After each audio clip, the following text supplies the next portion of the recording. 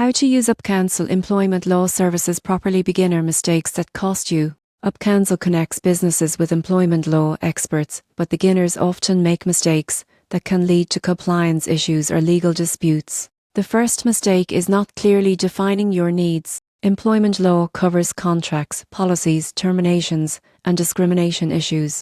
Vague requests can result in miscellaneous advice or incomplete work. Another common error is ignoring state-specific regulations. Labour laws differ by state for minimum wage, leave, and workplace policies. Ensure your UpCounsel attorney understands your jurisdiction. Many users overlook documentation, provide contracts, employee handbooks, or previous agreements upfront. Incomplete information slows down the process and may lead to advice that misses critical details. Neglecting ongoing compliance is another pitfall.